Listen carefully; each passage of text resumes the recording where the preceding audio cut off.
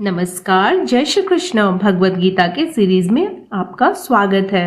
अब तक श्री कृष्ण अर्जुन को जीवन के कई रास्ते समझा चुके थे। उन्होंने बताया कि यह शरीर नश्वर है लेकिन आत्मा अमर है। उन्होंने कर्म योग सिखाया कि मनुष्य को अपना कर्तव्य करना चाहिए बिना फल की इच्छा के।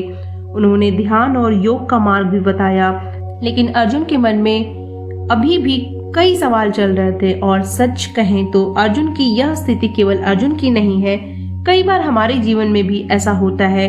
हमें सही और गलत पता होता है, फिर भी मन उलझा रहता है। हमें कर्तव्य भी पता होता है, फिर भी मन निर्णय नहीं ले पाता।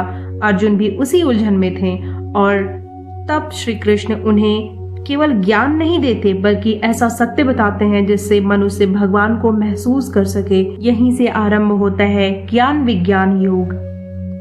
मय्यासक्त मनाः पार्थ योगम युञ्ज जन्मदाश्रयः असंशयं समग्रं मां यथा ज्ञायस्य तच्छृणु।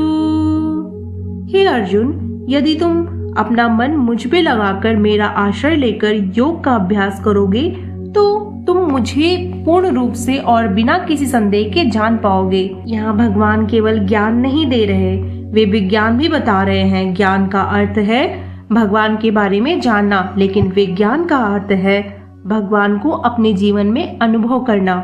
हम हवा को देख नहीं सकते लेकिन महसूस करते हैं, वैसे ही भगवान को भी अनुभव किया जा सकता है। तब भगवान श्री कृष्ण अर्जुन से कहते हैं, तुम मुझे कहीं दूर मत खोजो, मैं इस पूरे संसार में ही मौजूद हूँ। रसो अहम अप्सु कौन्तेय प्रभास्मि शशि सूर्यो प्रणवा सर्ववेदेषु शब्दः खे पौरुषं नृप्सु। भगवान कहते हैं, हे अर्जुन, जल का स्वाद मैं हूँ, सूर्य और चंद्रमा का प्रकाश मैं हूँ, वेदों का पवित्र ओम भी मैं हूँ, आकाश की ध्वनि भी मैं हूँ और मनुष्यों के भीतर जो शक्ति और साहस है वह भी मैं हूँ। जब तुम प्यासे होते हो और जल पीकर राहत महसूस करते हो तो उस राहत में भगवान का स्पर्श होता है। जब सूरज की पहली किरण अंधकार को दूर कर देती है तो उस प्रकाश में भी भगवान की झलक होती है। जब चंद्रमा की शीतल रोशनी रात को शांत बना देती है तो उस शांति में भी भगवान का ही अनुभव होता है। पृथ्वी की पवित्र सुगंध में वही है, अग्नि की ऊर्जा में भी वही है और हर जीव के भीतर जो जीवन धड़क रहा है वह भी उसी परम शक्ति का ही अंश है। फिर भी मनुष्य भगवान को नहीं पहचान पाता क्योंकि मनुष्य माया में उलझ जाता है। वह संसार की चीजों में इतना उलझ जाता कि उस परम सत्य को भी भूल जाता। दैवी हर्षा गुणमयी मम्माया दुरत्तया मामेव विप्रपदन्ते माया में ताम तरन्ति ते। भगवान कहते हैं, यह मेरी दिव्य माया है जिसे पार करना बहुत कठिन है, लेकिन जो मेरी शरण में आते हैं वे इस माया को भी पार कर जाते हैं। श्री कृष्ण आगे बताते हैं, संसार में 4 प्रकार के लोग मेरे शरण में आते हैं, जो दुखी होते हैं, जो जानना चाहते हैं, जो कुछ पाने की इच्छा रखते हैं और जो सच्चा ज्ञान प्राप्त कर चुके हैं। इनमें सबसे श्रेष्ठ वह है जो भगवान को सच्चे ज्ञान से जानता है।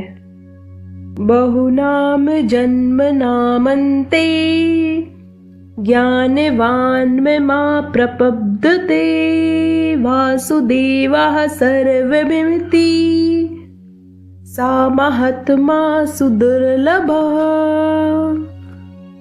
यहाँ भगवान श्री कृष्ण कहते हैं, हे अर्जुन, अनेक जन्मों की साधना और अनुभव के बाद जब किसी मनुष्य को सच्चा ज्ञान प्राप्त होता है तब वह यह समझता है वासुदेव ही सब कुछ है, संपूर्ण संसार उसी परम सत्ता की अभिव्यक्ति है।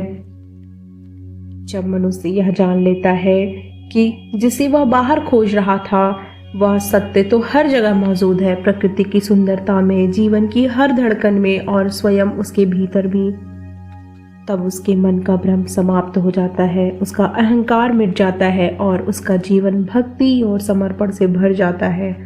श्री कृष्ण आगे कहते हैं, ऐसा महात्मा जो इस सत्य को समझ ले वह बहुत दुर्लभ होता है और यही इस अध्याय का सार है।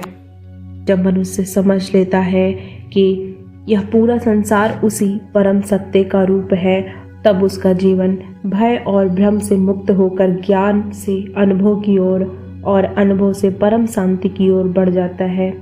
जय श्री कृष्ण।